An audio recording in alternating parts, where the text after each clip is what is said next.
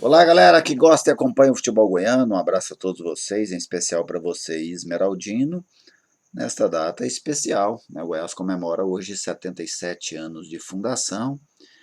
Nesse vídeo, minha intenção mais é de passear pela história do Goiás, até para que o torcedor, ao Alviverde, conheça alguns fatos que talvez ele não tenha um bom domínio sobre eles ou não saiba da existência. Bem, o Goiás surge em 43, Goiânia recém-criada, Goiânia fundada em 33, só que Goiânia foi fundada e ela já não começa sendo uma cidade, Ela passa por um preparo até 1937, quando finalmente ela recebe o seu batismo cultural e passa a funcionar mais com essa ideia de cidade.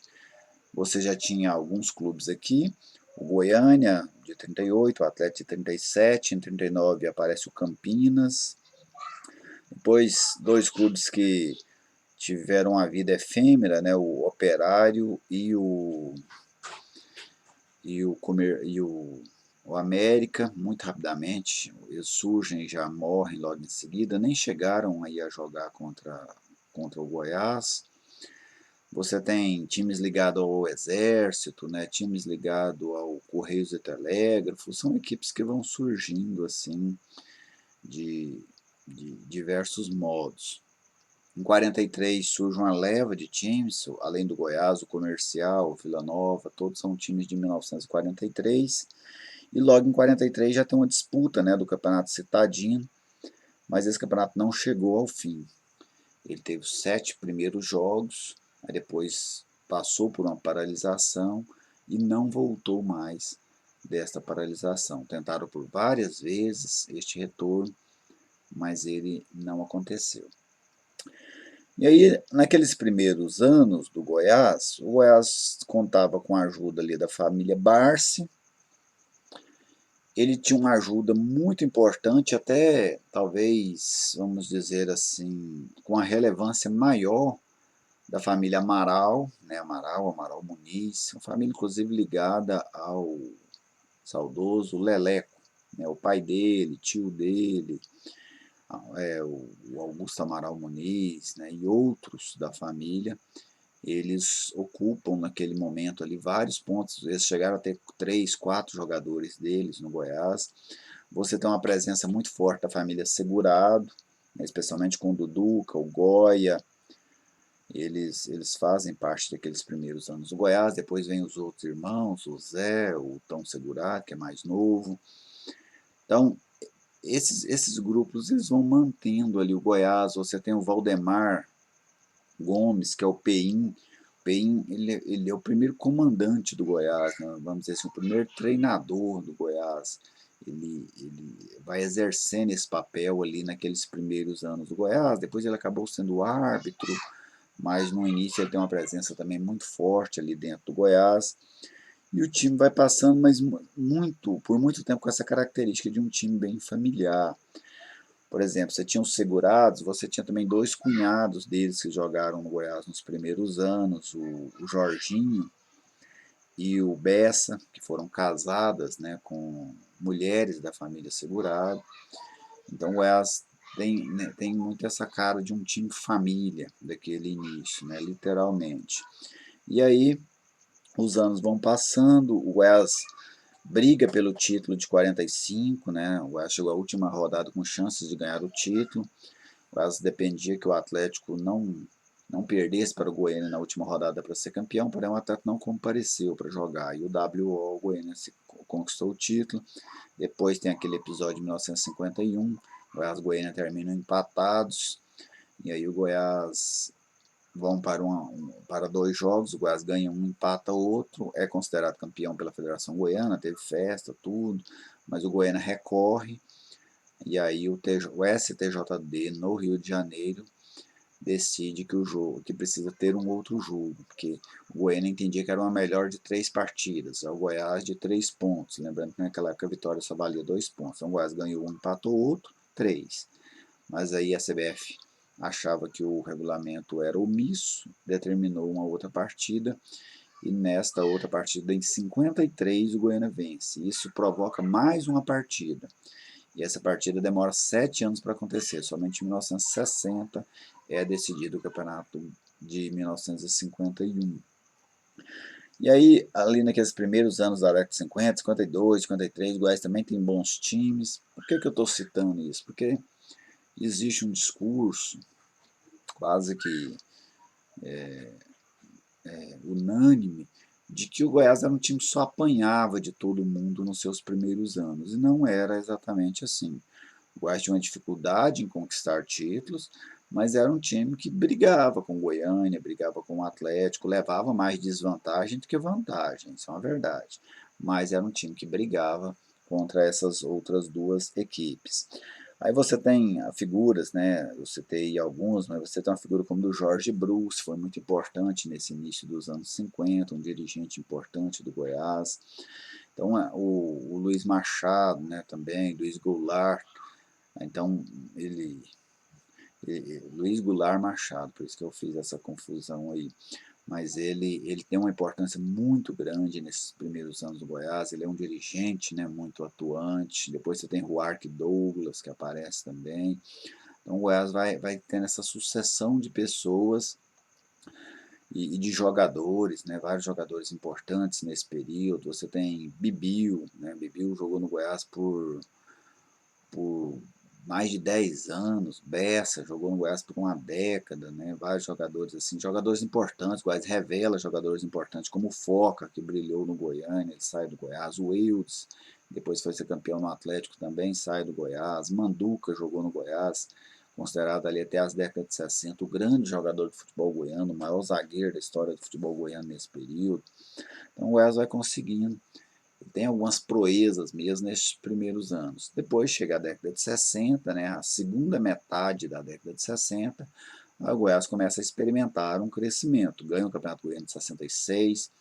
Em 69, o Goiás, por muito pouco, não ganhou a Copa Brasil Central, que era um campeonato com times goianos, de Minas e de São Paulo. O Goiás perdeu o título na última rodada, quando ele perde um jogo para o Vila Nova por 1-0.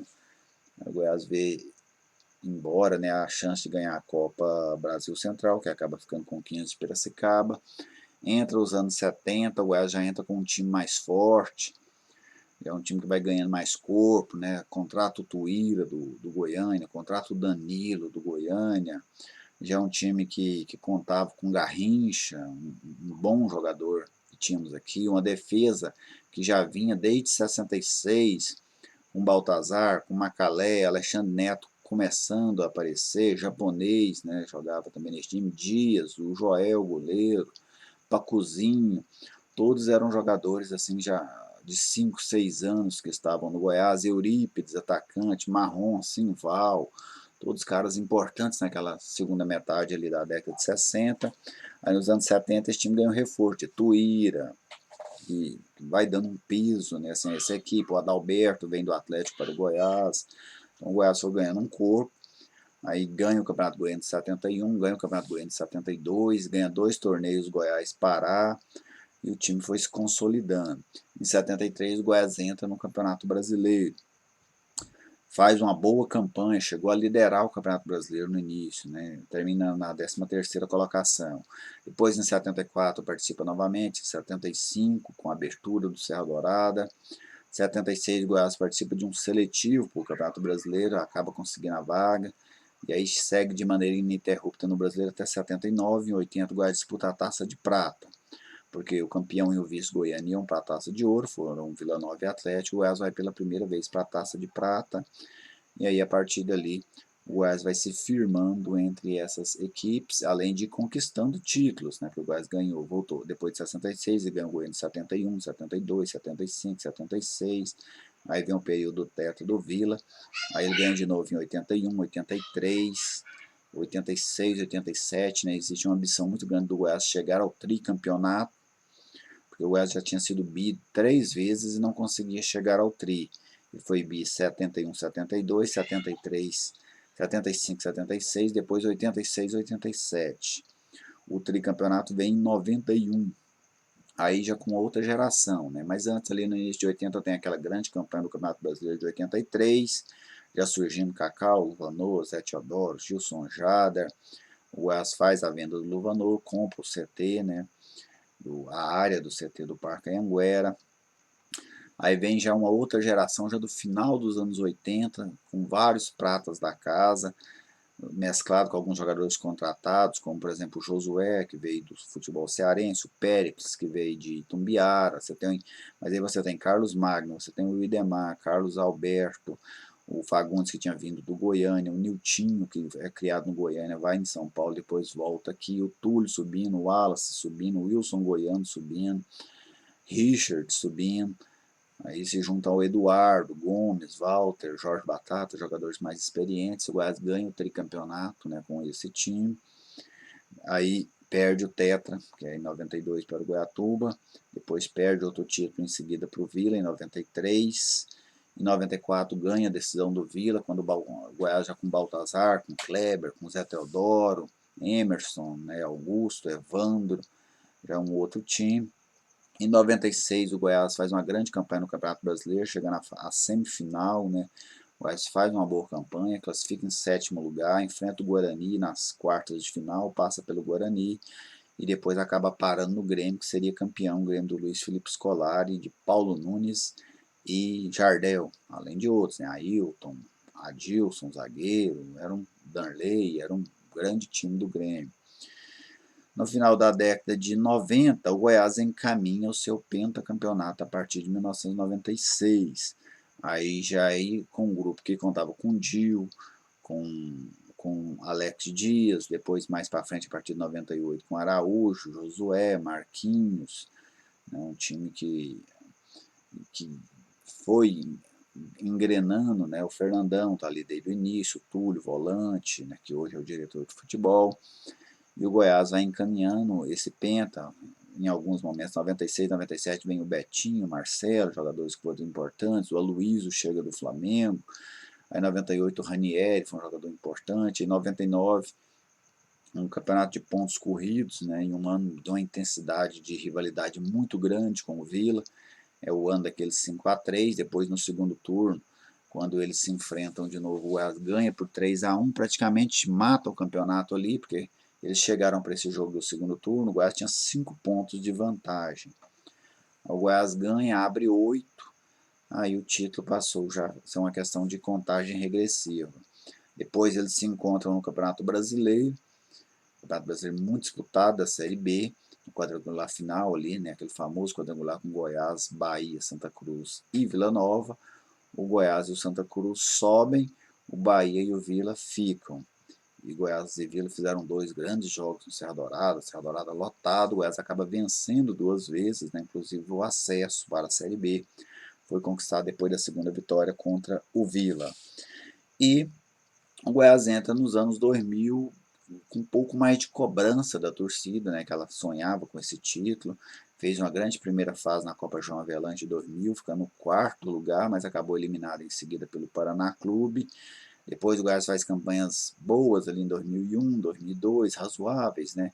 2003 o Goiás começa muito mal, mas aquele time da arrancada, Grafite, Dimba, Araújo, Simão, Arley, né? 2004 o Goiás reforça esse time, aí vem Rodrigo Tabata, sob o comando ali do Celso Roth, Paulo Baier também a partir de 2004, o Goiás chega em 6º lugar no Campeonato Brasileiro e em 2005 o Goiás chega à 3ª colocação e conquista sua vaga na Taça Libertadores da América. Depois em 2006 o Goiás foi o 8º, 2007 quase foi rebaixado, né, naquela disputa aí com o Internacional. Momentos difíceis, o Goiás no Campeonato Goiano também, o Goiás ganhou o Goiano em 2006, mas em 2005 ele perdeu, em 2007 ele perdeu também para o Atlético, em 2008 ele perdeu para o Itumbiara, no período de 4 anos ali o Goiás só ganha um Campeonato Goiano. Teve também ali na virada, não citei aqui, mas as Copas Centro-Oeste, né, de 2000, 2001 e 2002, que o Goiás vence. A primeira um pouco menos de popularidade, mas as de 2001 e 2002, competições que chamaram muita atenção, as decisões com o estádio de Serra Dourada lotado, 2001 contra o Vila, 2002 contra o Gama, 2002 o Goiás tira o Vila na semifinal, e o Goiás vai vai galgando essa questão do Campeonato Brasileiro, mas aí chega essa década, né, de agora, e aí o Goiás fica oscilando aí entre a Série A e a Série B, né, o Goiás jogou nessa última década a Série B 5 vezes, 2011, 12, 16, 17 e 18. Então, mais ou menos assim, uma viagem, né, por dentro dessa história do Goiás Esporte Clube, para que o torcedor acompanhe um pouco. Aí você tem esses personagens, tem Ailê Pinheiro, Raimundo Queiroz, um presidente que hoje é brigado com o atual grupo que administra o Goiás, mas teve uma importância como diretor de futebol e como presidente. Aí mais atrás você tem figuras como Rubens Brandão, como Joviro Rocha, né, como o Melchior Luiz Duarte, quando o Goiás entra no Brasileiro, ele é o presidente do clube. Então é um time construído por muitas mãos, né? Como todos os grandes clubes brasileiros, eles são construídos por muitas mãos, né? Todas essas equipes tradicionais, elas são construídas por várias mãos e com o Goiás não é diferente. O Goiás chegou, né, uns seis vezes em reais, né, ou pelo menos em boas condições de conquistar um título de maior expressão, mas acabou não conseguindo. Em 89 chega à semifinal da Copa do Brasil, 90 na final da Copa do Brasil, perde para o Flamengo. Depois em 96 o Goiás chega à semifinal do Campeonato Brasileiro. Depois em 2003 na semifinal da Copa do Brasil, perde para o Cruzeiro. Depois em 2010 na final da Copa Sul-Americana, perdeu para o Independiente. E 2013 chegou à semifinal da Copa do Brasil, perdeu para o Flamengo. Então o Goiás bateu na trave várias vezes, mas acabou não conquistando esse título de expressão, que é de fato o grande almejo da torcida esmeraldina. Beleza, gente? Basicamente é isso, quis dar uma resumida só, mesmo como eu disse, passear aí pela história do Goiás Esporte Clube. Fique à vontade aí para fazer os seus comentários, as suas observações, e vamos aqui sempre debatendo as coisas do futebol goiano, beleza? Parabéns, Goiás, feliz 77 anos e que venham muitos outros pela frente. Saúde aos torcedores, que para mim é sempre o ponto mais importante de qualquer clube, dirigentes, jogadores, funcionários, ex-jogadores que têm uma importância gigante, torcedores que já faleceram, mas deixaram aí seus filhos torcendo pelo clube. Então todos eles têm uma grande importância no crescimento da instituição. Abraço e até mais.